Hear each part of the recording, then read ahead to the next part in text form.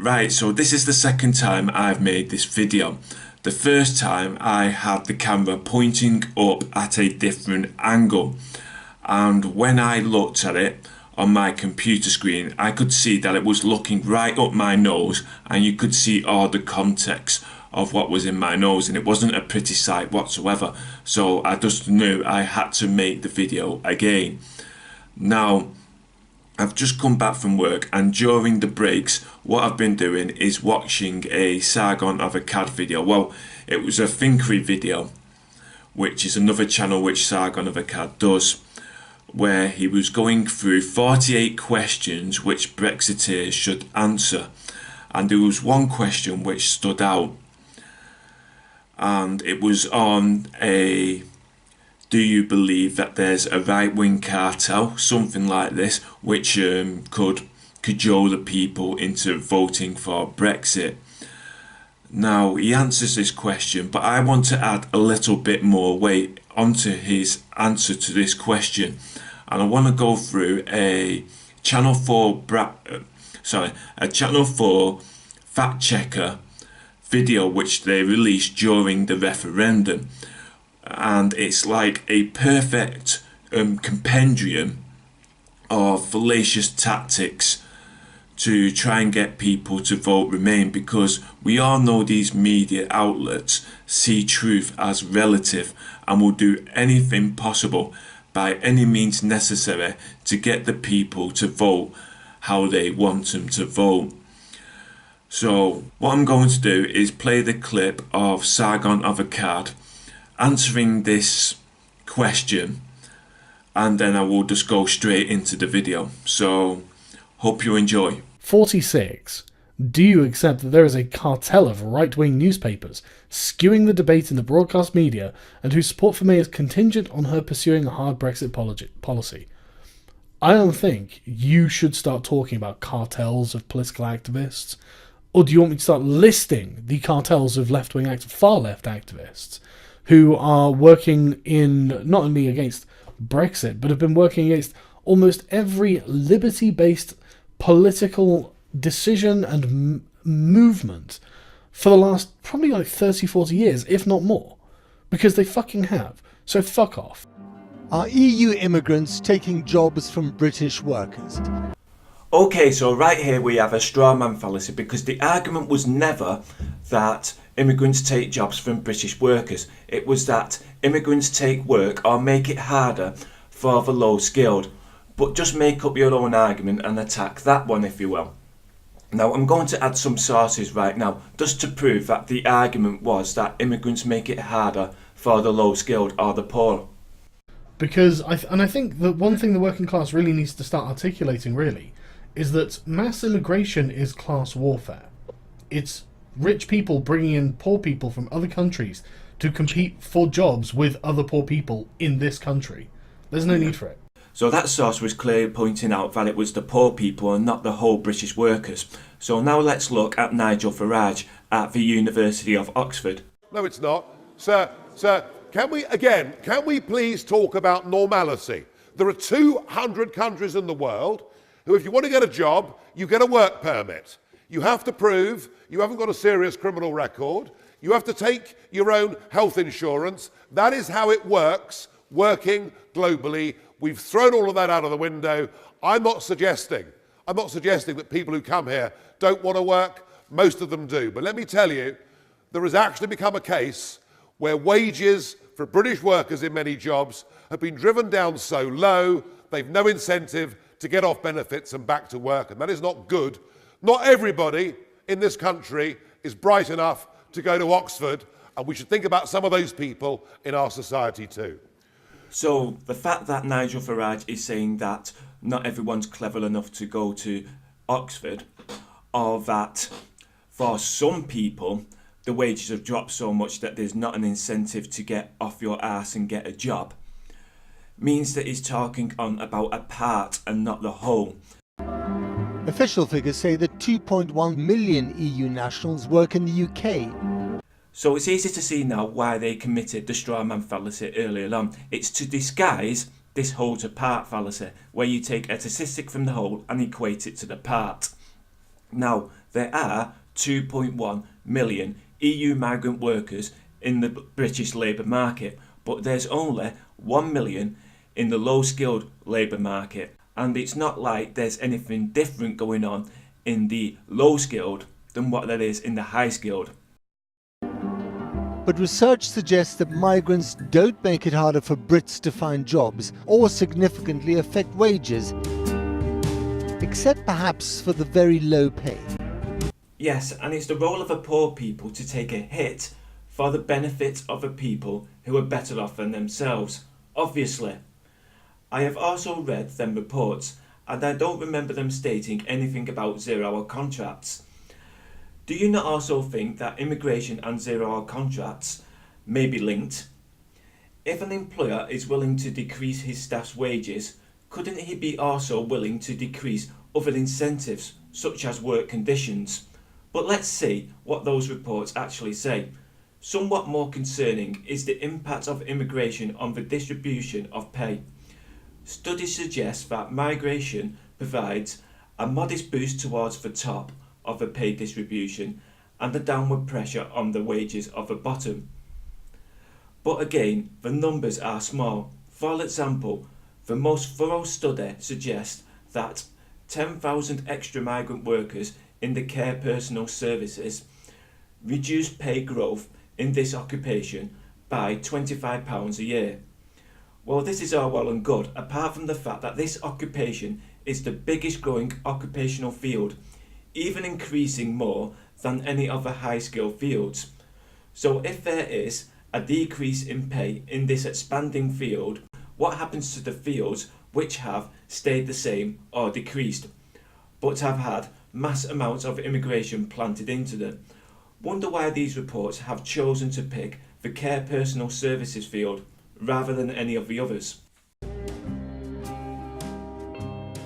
Are EU immigrants a drain on the state? Academics say that recent migrants from Europe contribute more financially than they take out in benefits or from using the NHS. This is because they're generally younger and healthier, more likely to be working and paying taxes rather than claiming a pension or other benefits. So I don't think that this is a question that the people are worried about. Are EU immigrants a drain on the state? Yet again, we seem to have this holistic approach to the situation.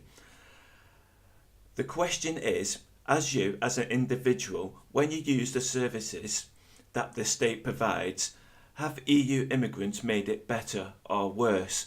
And the fact that EU immigrants contribute more than what they take out is irrelevant here, because like always when talking about public services, we seem to have this exclusion fallacy that gets played, that we can talk about how much people pay in, we can talk about how much they take out, but we cannot talk about how these taxes are redistributed across the nation, as we know that they are not redistributed in the way of need. For example, page 78 of the Black Report.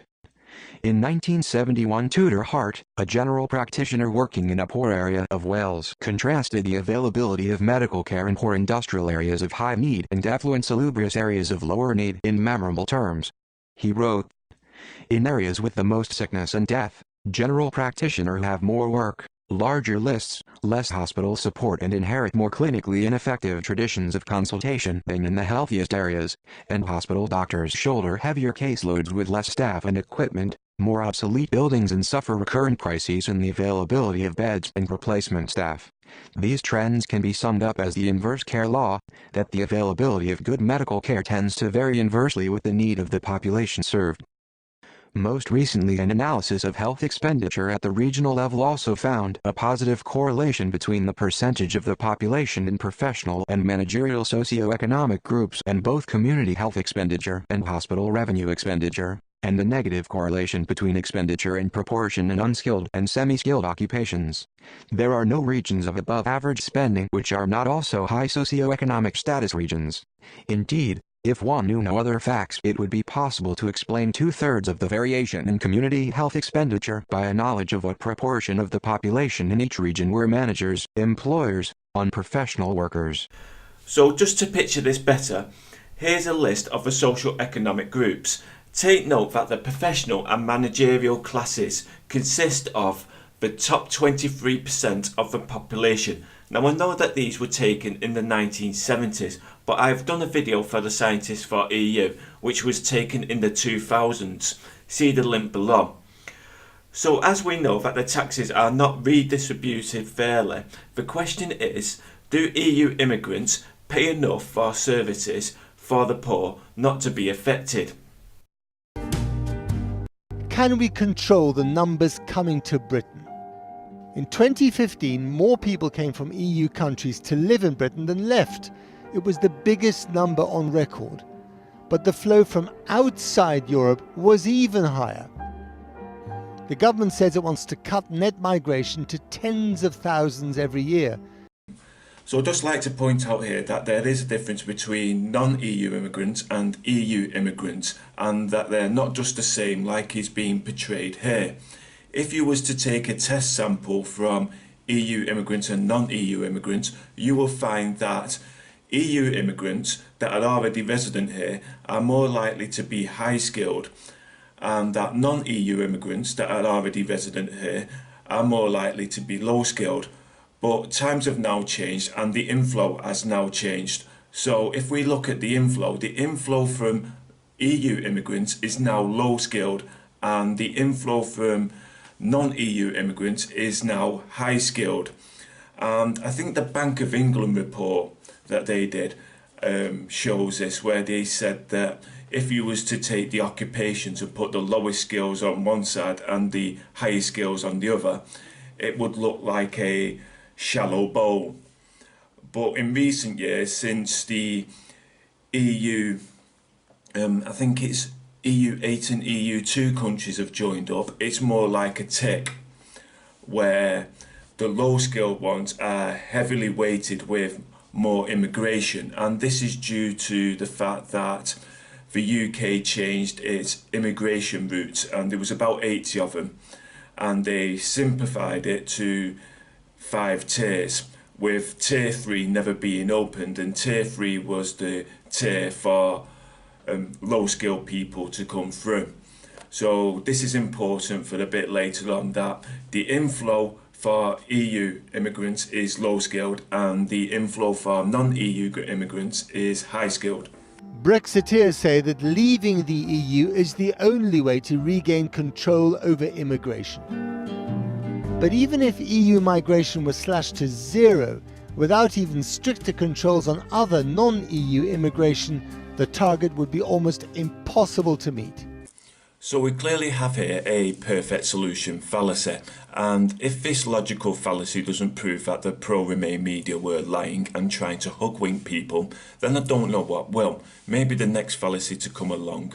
But yes, the perfect solution fallacy, the fact that if you implemented a certain course of action and still a part of the continuing problem still existed, then we should reject that course of action, even though it could be the best course of action on the table. So the video is acting like there's no link between the two, and like in society there's no sort of cause and effect. When an employer saves money on his shop floor staff, he will then pump that money back into his business. Now, we know that they save money on their shop floor staff because you've mentioned this before, how immigration harms the wages of the people at the very bottom. So the question now is, where does he pump that money back into? Now, he's not going to pump it back into automation, because the shop floor staff, which automation replaces, are now on a lower wage. So he puts it back into getting more high-skilled staff. So this is how stopping low-skilled immigration from Europe will help stop the numbers coming in from outside Europe as well, because there will be less jobs for them. And someone who is skilled in a high-skilled occupation is less likely to come along if there's less jobs for them to do, because you don't exactly go from one country when you've got a high skilled occupation to another country to be on the dole. And even if Britain leaves the EU, but we'd still like to be part of the single market as the Brexiteers want,